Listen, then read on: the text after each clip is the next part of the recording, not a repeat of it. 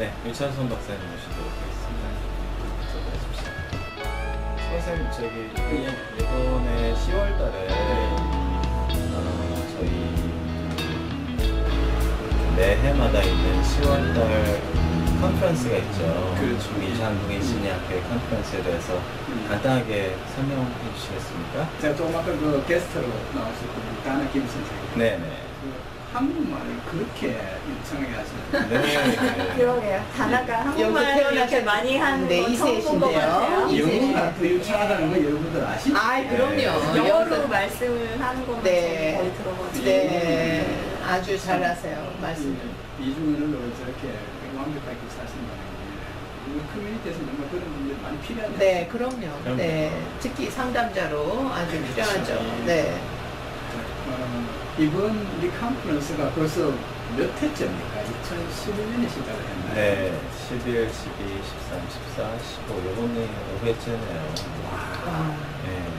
대단합니다. 그죠? 지금 저도 처음 그 우리 시작했던 게 리액션이 없네요. 리액션이 없어요. 5년 동안 하느라 지쳤어요. 그럴 때도 됐죠. 네. 근데 컨퍼런스 할 때마다 저희 느끼는 게 저희들이 이제 준비를 열심히 하지 않습니까? 네, 네. 준비 열심히 해가지고 좋은 내용들을 가지고 나가는 것도 불구하고 이 참여가 조금 매해 때마다 느낀 것 있지만 무진하다 그러나요? 네. 그런 걸 좀 많이 느껴서 좀 아쉬운 분들이 많았어요 사실. 듣고 계시는 분들은 좀 와주세요. 부탁드립니다. 우선 이번에 하시는 것이 네. 시가 가디나고요. 예. 제가 알기로는 주소는 1619 West 183rd 스트리트인가 에비뉴인가 그런데 가디나예요. 예. 새하늘 교회라는 데서 이번에 이제 후원을 해주셨는데요. 날짜는 10월 24일, October 24, Saturday입니다. 그래서 시간은 오후 1시인데 등록이 있으니까 30분 정도 일찍 와주시면 감사하겠고요. 네, 저희 토픽을 여러 가지로 잡았죠. 굉장히 도움이 될 수 있는 유익한 내용으로. 네. 그래서 일단 제가 말씀을 드릴까요? 그래, 그러면? 주시죠. 네네. 저희 세 분 강사 모시고 이제 세미나를 하게 될 텐데요. 이제 첫 번째는 저희가 닥터손 박사님이, 닥터 리처슨 박사님이 패닉어택에 대해서 우리 오늘 커버한 내용하고 약간 이제 좀 네, 맞는 아시죠? 그런 내용인데. 예, 아주 관련이 많을 것 같습니다. 네. 들어보니까 네. 공황장애하고 밀접한 관계들이 되는 PTSD 연구에 대한 좋은 내용들에 대해서 네. 설명을 많이 해주셨는데 이 방송 내용을 그냥 45분 동안 보여주실 건가요? 거기서? 그래도 뭐 괜찮을 정도로 나쁘지 않을까요? 좋은 내용들 많이 해주셨어요. 감사합니다. 두 번째 강사분께서 는 이제 폴하 박사님께서 약간 이제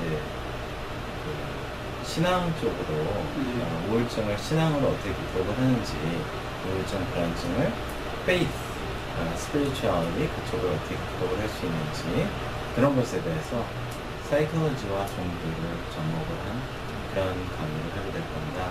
고하 박사님 그 백그라운드에 대해서 제가 조금만 좀 설명드릴까요? 네. 그분은 우선 임상심리학 박사시면서 또 목사님이신데 지난달에 사이캐스팅에 오셔서 예, 네, 하셨어요. 같이 얘기 나눠주셨죠. 프린스턴 신학대학에서 이렇게 뭐라 그러나요?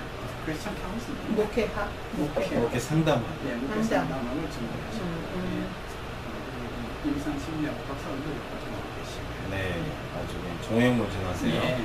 세 번째는 제가 저스틴 최 임상심리학 박사가 훈육에 대해서 자녀들을 양육을 할 때 어떻게 디스플린을 효과적으로 할 수 있는지에 대해서 커버를 할 예정입니다. 또 저희가 이번에 커버할 내용이 여러 가지로 좀 나눠져 있는데 좀 많은 분들이 관심을 보이고 좀 참여해 주셨으면 좋을 것 같습니다.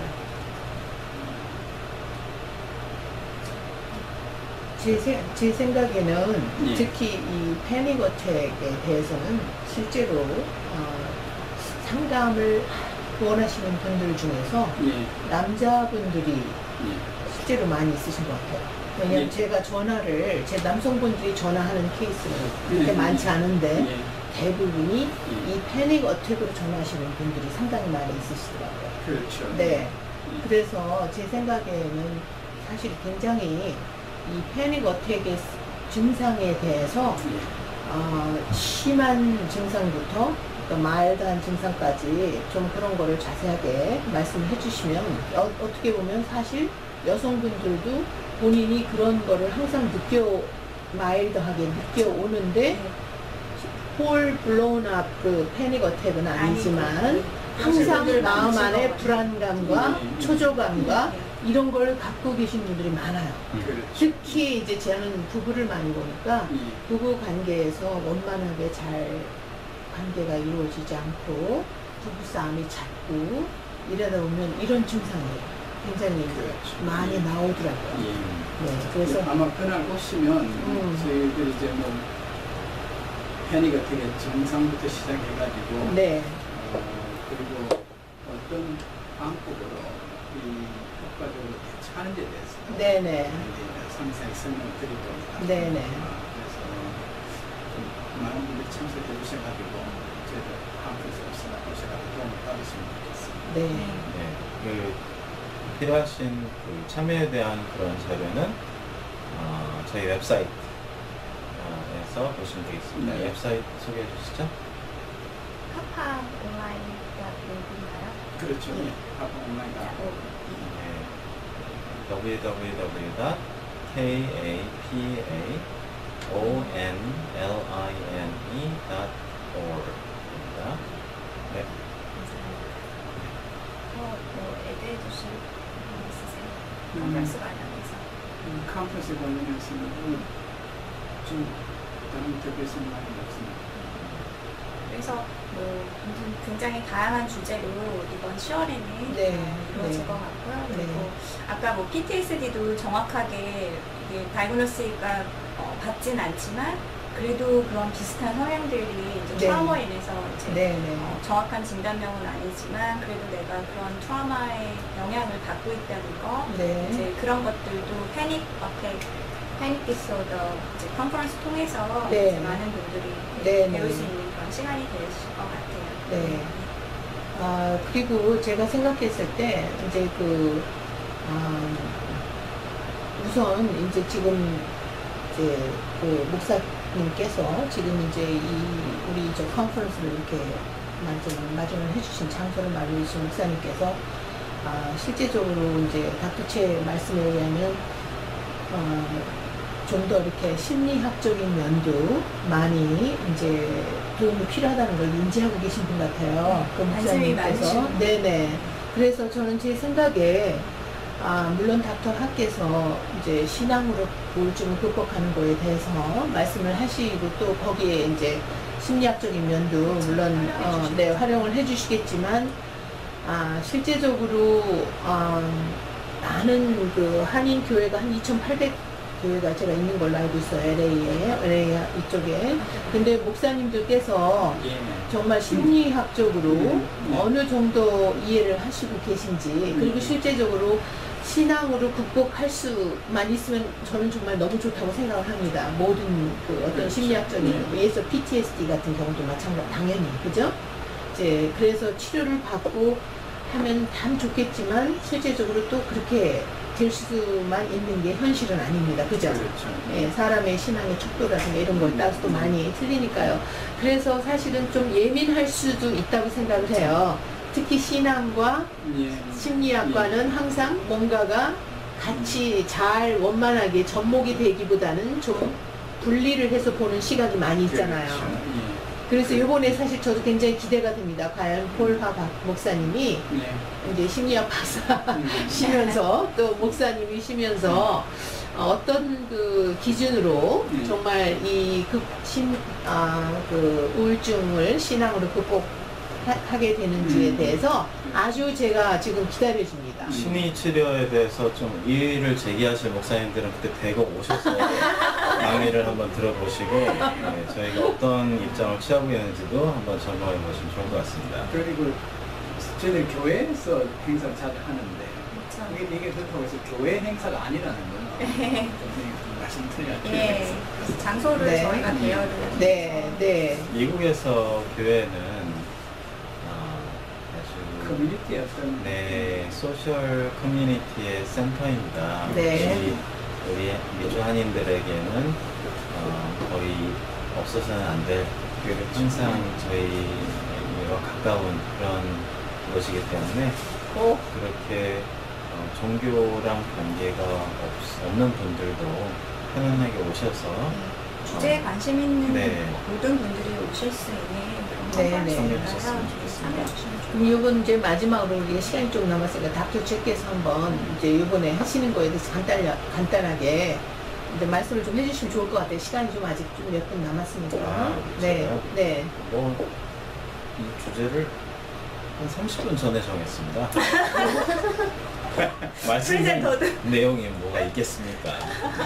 근데 제가 이쪽은 제가 책을 지난 8년간 책을 쓰면서 계속해서 스스로 좀 공부도 하고 연구도 하고 또 글로 써오고 그랬으니까 아마 제가 굉장히 편안한 그런 세미나가 되지 않을까 그런 생각이 듭니다. 그리고 저는 막 세미나에서 질문 많은 거 되게 좋아해요. 그래서 선물도 질문- 주시죠. 선물이요? 맞아요. 그래서 닥터 옛날에, 책 항상 예. 스타벅스 준비해- 커피 네. 선물, 그거 너무 좋던데요. 네, 선물 받으실 분은 오시도록. 질문을 많이 해주시고. 네. 네. 그래서 오늘 여기 수고하신 분들 제가 선물 준비해뒀습니다. 선물이요? 빙수 준비해뒀습니다. 아유, 감사합니다. 빙수가 어디 있으세요? 워낙 날씨가 더워가지고 맞습니다. 어제 너무너무 더웠죠. 네. 네. 날씨가 네. 이변이라고 볼 수 있는데 글쎄요. 네. 아유. 바람이 뜨거워요. 네. 땀을 많이 흘리셨는데 네. 제가 빙수로 준비를 해뒀습니다. 아유. 샤론께서 머리까지 날씨가 투고 해오셨다. 선생님께서 어디 가셨나 했더니 방송 중에. 네. 아유. 감사합니다. 네. 그러면 시간이 거의 다 됐죠? 네. 네. 아직 조금 한 3분 정도가 남았네요. 네. 더 나눠주실 말씀 있으세요? 오늘 트라우마 관련돼서. 아, 일단 간단하게 음. 그냥 한 1분만 말씀드릴게요. 이렇게 아까 말씀드린 것처럼 이 충격이 올 때는 많은 경우에 죽음이 내 앞에 목전에 있다고 느꼈을 때가 많습니다. 근데 우리 부모들도 사실은 스스로도 죽음에 대한 두려움이 있기 때문에 어린 자녀들에게 그것에 대한 대화를 하기를 굉장히 꺼려합니다. 그래서 그것에 대해서 저는 대화하기를 권해요. 어려운 토픽이지만 그것에 대해서 대화를 하고 한 4살, 5살 정도 되면 대화할 수 있는 기회가 생기거든요. 아이들이 궁금해하기도 하고. 그러면 많은 질문들처럼 곤란해서 그냥 피하는 그런 경우가 많이 있습니다. 그렇죠. 제 같은 경우는 이제 저희 그 펫이 있었어요. 저희 그 금붕어가 있었는데 네. 부모 이름이 도로티였어요. 그 세사미 스트리트에 엘모가 도로티가 있더니 또가 생겨서 근데 도로티가 죽어서 이렇게 누워있으니까 저희 딸이 물어봤어요. 도로티 자냐고. 제가 이제 도로티 잔다고 편의식에 묻어주자고. 그래서 저희 집에 뒤에 있는 오렌지 나무에 묻어주고 그 나무가 이제 도로티가 됐거든요. 네, 저는 사실 저도 죽음에 대한 단어를 설명하는데 되게 난감했었어요. 근데 아이들은 사실 우리가 생각하는 것보다 훨씬 더 일찍 죽음에 대해서 눈을 뜨게 됩니다. 친지가 병원에 있는데 방문한다든지 장례식에 간다든지 부모들이 이제 조용하게 죽음에 대해서 얘기하는 것을 듣는다든지 그래서 사실은 아이들이 얼마나 알고 있는지를 좀 알고 대화에 임하는 것이 어떤 그런 두려움을 막연한 두려움을 좀 더 도와줄 수 있는 그런 길이 되지 않나 그런 것도 제가 좀 말씀드리고 그, 싶었습니다. 네. 저는 이제 제가 거기 잠깐 한마디만 제가 한마디만요? 애들을 하겠습니다. 사실은 어렸을 적에 그 트라우마에 관한 문제예요. 네. 어렸을 적에 지금 말씀하신 건 너무 좋은데 실제로 아이가 준비가 안 된 어린아이들한테 그 죽은 몸, 그 viewing 있죠. 그 장례식에서? 네, 그거는 절대 하지 않는 게 좋습니다. 왜냐하면 거기 바로 트라우마가 올 수가 있습니다, 아이들한테.